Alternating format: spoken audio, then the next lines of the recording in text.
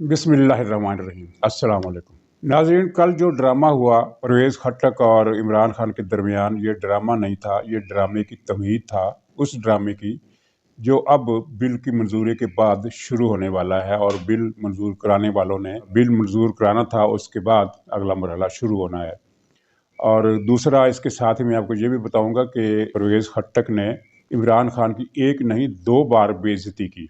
और तीसरा ये है कि आमिर लियाकत ने भी इशारा कर दिया है कि खान साहब जो है वो जाने वाले हैं। तो शुरू करते हैं इस बात से कि जो बिल मंजूर हुआ, ज़ाहिर है ये मंजूर होना था, इसके बारे में मैंने कल भी बता दिया था और बल्कि सबको पता था। ख्वाजा आसिफ ने 2 दिन पहले कह दिया था कि अरकान असम्बली हमें बता रहे हैं कि उन्हें फ़ोन आने पहले ही शुरू हो गए हैं, यानी 2-3 दिन पहले ही फ़ोन आने शुरू हो गए हैं कि आपने ये बिल मंजूर कराना है। और नाज़रीन, जब पिछली मरतबा बिल धांधली वाली मशीनों का बिल जब मंजूर कराया गया था तो उस वक्त फ़र्दन अक्सर अरकान असम्बली को फ़ोन आए थे जिनके बारे में ये शुबा था कि ये वोट नहीं देंगे। तो उसके बाद खासी बदनामी हुई और उस बदनामी के बाद ये तय किया गया था कि इस मरतबा फ़ोन नहीं किए जाएंगे। लेकिन जब इन्होंने देखा कि दरारें बहुत ज़्यादा गहरी हैं और परसों पंजाब को जो वज़ीर आला है बुज़दार, इसके अशाइये में भी 30 अरकान गैर हाज़िर रहे हैं और कौमी असम्बली में भी मुसलसल इनकी सीटें खाली हैं सरकारी बेंचों की। तो फिर उन्हें नाचार मुदाखलत अपनी तेज़ करना पड़ी। और क्योंकि स्टेट बैंक को IMF के हवाले करने के लिए या पाकिस्तानी अवाम के गर्दन पर मज़ीद छुरा चलाने के लिए वो हुकूमत से भी ज़्यादा बेताब थे। चुनांचे ये हो गया जो हो गया।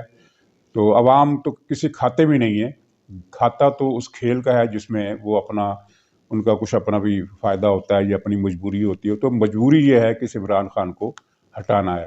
तो ये जो परवेज़ खट्टक ने जो कुछ भी किया, गैस का इशू था, हमाद अज़हर से दूसरे लोग भी नाराज़ हैं, परवेज़ खट्टक भी नाराज़ है, लेकिन परवेज़ खट्टक तो वफाकी वज़ीर है, ये सूबा पख्तूनख्वा की तरफ से नुमाइंदगी नहीं करता, वफाकी कैबिनेट का मेंबर है। सिंध का गवर्नर या सिंध का कोई MN ने PTI का हमाद अज़हर के गले पड़े तो वो बात समझ में आती है। लेकिन वफाकी वज़ीर, वो भी दिफा का, जिसका कोई ताल्लुक नहीं है सूबा पख्तूनख्वा के, यानी प्रोटोकॉल वाइज वो सूबाई मामलात पर उसको बात नहीं करनी चाहिए, वो सूबे की तरफ से उसने झगड़ा किया। तो उसका मतलब ये है कि दरअसल उसे एक बहाना चाहिए था। बाहर आकर अगरचे उसने तरदीद की है, लेकिन अंदर जो कुछ हुआ है वो तमहीद है उस चीज़ की जो होने वाली है। और इमरान खान की बेबसी कहिए या क्या उसको नाम दें, उसकी कैफियत का, जब उसने ये कहा कि तुमने मुझे सरेआम सबके सामने से मुराद है कैबिनेट के पूरे इजलास में मुझे ब्लैकमेल करने की कोशिश की और मैं ब्लैकमेल नहीं हूँगा। तो ये ब्लैकमेल नहीं होगा की धमकी तो उसने किसी और को दी। और साथ ही ये भी कहा कि फिर अगर ऐसा ही करना है तो ठीक है, अपोजिशन को हुकूमत दे देते हैं, मैं हुकूमत छोड़ देता हूँ। तो ये बात भी उसने किसी और को सुनाई, यानी ब्लैकमेल करने की कोशिश की, ब्लैकमेलिंग की मुखालफत का नाम देकर किसी और को ब्लैकमेल करने की कोशिश की। तो ये तो कैबिनेट में झगड़ा हुआ। परवेज़ खट्टक ने कहा कि आप हमारे वोटों से वज़ीर-ए-आज़म बने, हमने आपको वज़ीर-ए-आज़म बनाया और आप हमारे सूबे के साथ ये कर रहे हैं। हमाद अज़हर की भी खासी बेइज्जती की। तो ये तो कैबिनेट थी, लेकिन कैबिनेट के इजलास से पहले वज़ीर-ए-आज़म चैम्बर में इसकी एक मुलाकात हुई और कैबिनेट इजलास के बाद भी वज़ीर-ए-आज़म चैम्बर में इसकी एक मुलाकात हुई। तो पहली मुलाकात के मौके पर असद उमर भी मौजूद थे, तो चुनांचे कुछ न कुछ कहानी बाहर आई और वो ये थी कि उस मुलाकात में भी परवेज़ खट्टक ने इमरान खान के साथ वही किया जिसको मुहावरतन कहते हैं कि तू तड़ाक करना। जो मीटिंग वज़ीर-ए-आज़म चैम्बर में कैबिनेट के इजलास के बाद हुई, उसमें कोई तीसरा नहीं था, इसलिए उसके बारे में नहीं कह सकते कि उसमें क्या माहौल था।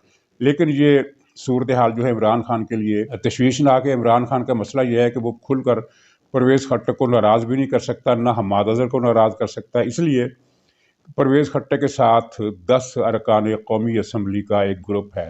ये 10 जो तादाद है गिनी गिनाई है, यानी ये 11 नहीं है और ये 9 भी नहीं है। लेकिन जब मामला टेस्ट का आता है तो पता नहीं चलता कि इसमें 9 साथ छोड़ेंगे या 10 के 10 परवेज़ खट्टक के साथ रहेंगे। ज़्यादातर का कहना यह है कि परवेज़ खट्टक का ये 10 का बड़ा मजबूत धड़ा है, तो परवेज़ खट्टक को भी नाराज़ नहीं कर सकते। और दूसरी तरफ हमाद अज़हर को भी इसीलिए नाराज़ नहीं कर सकते कि हमाद अज़हर जो है वो लूट मार का एक बहुत बड़ा वसीला है और इमरान खान को पूरी ईमानदारी से अपना वो पत्ती, जिसे पत्ती कहा जाता है कि पत्ती हिस्सा रसीदी वो पहुँचाता है। और इमरान खान की ये पत्ती जो बहुत सारे लोगों ने लगाई हुई है, उसमें अली ज़ैदी भी है, उसमें ये मुराद सईद भी है जो जिस ने महकमा मवासलात में करप्शन के रिकॉर्ड कायम कर दिए हैं। और इसके अलावा पंजाब से 3-4 खुसरो बख्तियार है, कई और लोग हैं, जनूबी पंजाब के कुछ और लोग हैं। इसी तरह 10-12 अफराद का ग्रोह है, आमिर कियानी भी उसमें शामिल है, जो इमरान खान को ईमानदारी से पत्ती या भत्ता या हिस्सा पहुंचाते हैं। और आमिर कियानी के बारे में ये पीटीआई के साबिक सेक्रेटरी इतलात अहमद जवाद ने जो आज के लिए इंटरव्यू दे रहे हैं और प्रेस टॉक कर रहे हैं और अंदर की बातें बाहर ला रहे हैं, तो उन्होंने बहुत से खौफनाक बातें बताई हैं। उनमें से एक बात आमिर कियानी के जिक्र से मुझे याद आई कि जब आमिर कियानी ये दवाओं का स्कैंडल हुआ तो इस पर इल्ज़ाम लगा, यानी उस वक्त ये सामने आई थी बात कि इसने 50 अरब रुपए की करप्शन की है, ये भत्ता खाया है। वल्लाह आलम कितनी रकम थी, ये एस्टिमेट होते हैं, एग्जैक्ट रकम तो रजिस्टर देखकर किसी के पास नहीं होती, लेकिन एस्टिमेट लगाने के कुछ फार्मूले होते हैं कि इतनी दवाओं की कीमत में इतना इजाफा हुआ, तो अगर इसने इतना कमीशन मांगा होगा तो इतनी रिश्वत मांगी होगी तो इतनी बनती है। तो इमरान खान ने इसको वजारत से हटा दिया और साथ ही बुलाया। यह अहमद जवाद का कहना है। अहमद जवाद ने बताया कि इमरान खान ने आमिर कियानी को बुलाया और उसमें उस मौके पर कई और लोग भी मौजूद थे और कहा कि तुम्हारे खिलाफ बड़े पक्के सबूत आ गए हैं, तो मैंने तुम्हें वजारत से हटाकर बचा लिया है। क्योंकि अगर वजारत में रहते तो कंपेन ज़्यादा चल रही थी, इल्ज़ाम लगने थे, इंक्वायरी का मुतालबा होना था और हो सकता था कि नैब वज़ीर को तलब कर लेता या क्या कोई चक्कर भी हो सकता था, वल्लाह आलम।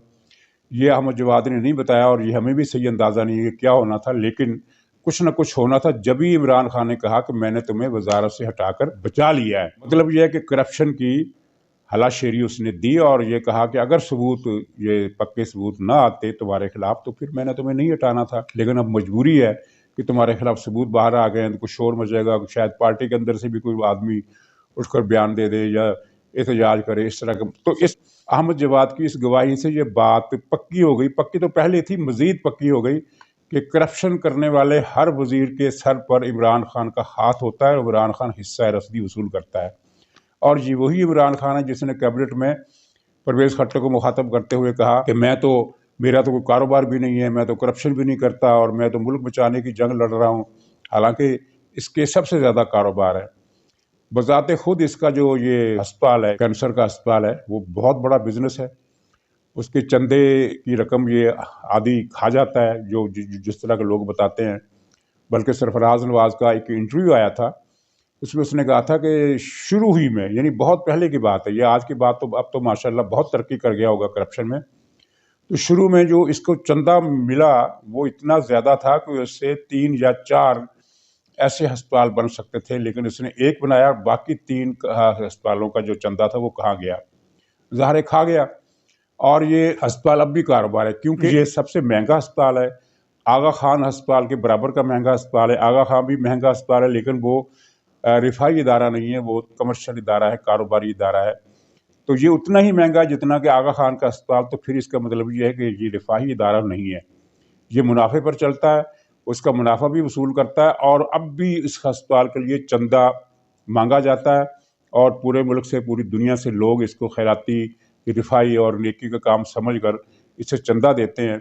तो इसका मतलब ये है कि ये बहुत बड़ा कारोबार है और ये वो कारोबार है जो इससे पहले किसी ने नहीं किया कि अस्पताल कारोबारी बुनियादों पर तो बनाने वाले बहुत लोग मिल जाएंगे, लेकिन कारोबारी अस्पताल को चंदा अस्पताल बनाने वाला ये इमरान खान है। इससे अंदाज़ा लगाइए कि करप्शन में और बेईमानी और बदनवानी में इसका दिमाग कितना ज़्यादा चलता है। और ये वो वारदात करता है जहाँ दूसरे वारदाती पहुँच भी नहीं सकते, यानी दूसरे वारदातियों की सोच जहाँ पर ख़त्म होती है इमरान खान की वहाँ शुरू होती है। बिलियन ट्री सुनामी से लेकर रिंग रोड स्कैंडल तक कौन सा स्कैंडल है जिसमें इमरान खान को हिस्सा नहीं मिला होगा? मुमकिन ही नहीं है, क्योंकि अगर हिस्सा नहीं मिला होता तो ये किसी के खिलाफ कार्रवाई करता। इसके दौर में 1 दर्जन से ज़्यादा मेगा स्कैंडल आए हैं और छोटे स्कैंडल्स की तो कोई गिनती नहीं है। तो उन सब मेगा स्कैंडल में किसी को भी इसने कुछ सजा नहीं दी, कोई कार्रवाई नहीं की, बल्कि उसे बरतरफ भी नहीं किया, उसका ओहदा इधर उधर कर दिया, यानी ये महकमा लेकर वो महकमा दे दिया, इस तरह किया, लेकिन कार्रवाई को नहीं की। तो इसका मंतकी मतलब एक ही बनता है और वो आप समझते हैं कि क्या बनता है। और छोटे स्कैंडल्स की बात यह है कि कल परसों वो जो कप्तान का ज़ाती कालम नवीस है, तजिया निगारी करता है टीवी पर, वो भी रो रहा था कि पंजाब में इतनी करप्शन हो रही है, ठेकों में, सड़कों की तामीर में, पता नहीं क्या गया, वो बातें कर रहा था। तो ये जो इतनी बड़ी पैमाने पर करप्शन हो रही है, ये जो मीडियम साइज़ के स्कैंडल हैं, ان میں سے دو کسی بھی دو کو اگر اکٹھا کر لیا جائے تو وہ ایک میگا اسکینڈل بن جاتا ہے۔ تو پنجاب میں جو کچھ ہو رہا ہے عمران خان کو حصہ دیے بغیر تو نہیں ہو رہا ہوتا، ظاہر ہے عمران خان کا اس میں بھی حصہ ہے۔ اور ناظرین یہ جو کالی مائی ہے اس نے ڈیفنس میں ایک آفس بنایا ہوا ہے اپنے اسلام آباد کے جو بھوت پریت ہاؤس ہے اس کی برانچ اس نے کھولی ہوئی ہے۔ وہاں 4-5 عورتیں ہیں کاریگر قسم کی، وہ کمیشن لیتی ہیں، رشوت لیتی ہیں، آرڈر کراتی ہیں اور بڑے بڑے منصوبے منظور کراتی ہیں یا لوگوں کے، اور ہر سودے میں اچھا خاصا کمیشن لیتی ہیں، اتنا زیادہ کہ اب تک وہ جو یعنی سرکاری خفیہ اداروں نے جو رپورٹیں ان کے بارے میں اکٹھی کی ہیں کہ پتہ نہیں کتنے ارب روپے کا وہ بھتہ وصول کر چکی ہیں لوگوں سے۔ تو یہ بھی عمران خان ہی کی برانچ آفس ہوئی نا، تو اس طرح تو یہ چل رہا ہے۔ تو بہرحال اس کرپشن کا حساب تو پتہ نہیں کب ہوگا، لیکن اپوزیشن کی ملی بھگت سے یہ جو منی بجٹ ہے منظور ہو گیا ہے۔ ملی بھگت میں اس لیے کہتا ہوں کہ اگر اپوزیشن اس میں سنجیدہ ہوتی تو یہ ایوان کا بائیکاٹ کرتے، کیونکہ انہیں پتا تھا، انہیں اچھی طرح پتا تھا کہ اوپر سے فون آئیں گے اور یہ منی بجٹ منظور ہونا ہی ہونا ہے۔ وہ بائیکاٹ کر کے ایک پریس کانفرنس کرتی متحدہ اپوزیشن کہ ہم اس کی منظوری میں حصہ دار نہیں ہیں، ہم اس بارے میں کسی بات کی ذمہ داری لینے کے لیے تیار نہیں ہیں۔ گویا اس طرح کے IMF کی نظروں میں ٹیکنیکلی بے شک یہ قانون منظور ہو جاتا، لیکن عالمی اداروں اور IMF کو پتہ چل جاتا کہ یہ متنازع ہے، اسے قوم کی حمایت حاصل نہیں ہے۔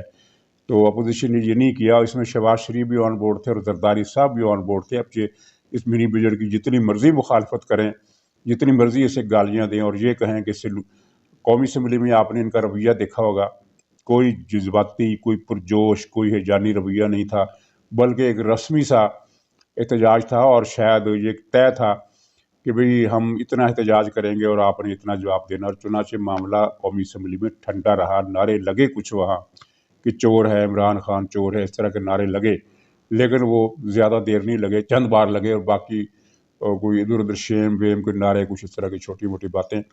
اپوزیشن نے پورے سکون اور اطمینان سے کارروائی میں حصہ لیا، اور جس احتجاج کا ڈھنڈورا پیٹا جا رہا تھا وہ احتجاج ہمیں قومی اسمبلی میں نظر نہیں آیا۔ ناظرین، مولانا مودودی مرحوم کہا کرتے تھے، انہوں نے ایک مرتبہ کہا تھا کہ جب باڑ کھیت کو کھانے لگے تو پھر کھیت کا خدا حافظ۔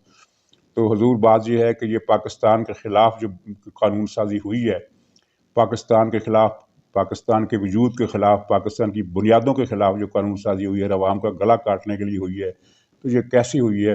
مولانا مودودی کا قول یہ یاد آ رہا ہے، اور اپوزیشن کی قیادت جو پاکستان میں موجود ہے، زرداری صاحب ہوں یا شہباز شریف صاحب ہوں، اس میں حصے دار ہیں، وہ اس میں سٹیک ہولڈر ہیں، کیونکہ ظاہر آنے والا وقت ان کا ہے، اپوزیشن کا ہے۔ یہ عمران خان تو جا رہا ہے، تو ایک سودے بازی کہہ لیجئے، اس میں نواز شریف الگ کھڑے ہیں اور شریک بھی ہیں۔ نواز شریف اس سازش میں شریک نہیں ہیں جس کے تحت پاکستان کی معاشی بنیادیں اکھاڑی جا رہی ہیں، لیکن چونکہ وہ شہباز شریف کے بھائی ہیں اور بعض معاملات میں شہباز شریف کو ان کی آشیرواد حاصل ہے، تو گویا کہ اس کھیل میں وہ باہر بھی ہیں اور کسی حد تک اندر بھی ہیں۔ تو ناظرین، یہ جو عمران خان کے جانے کی لوگ پیشگی خوشی منا رہے ہیں، انہیں منانی چاہیے، کیونکہ اس ظالم اور سفاک حکمران نے پاکستان کے ساتھ درندگی کے جو مظاہرے کیے ہیں اس کی مثال تاریخ میں نہیں ملتی۔ چنانچہ خوشی منانے کا حق تو ہے، لیکن وہ تباہی کے اتنے ڈائنامائٹ لگا گیا ہے، اس پاکستان کی بنیادوں میں لگا چکا ہے کہ آنے والے حالات میں کیا ہوگا۔ یہ آپ نے زرداری صاحب کا ایک فقرہ سن لیا ہوگا، اس کے منہ سے نکل گیا، کہا کہ پاکستان کا مستقبل خراب ہے، اور واقعتاً مستقبل خراب ہے۔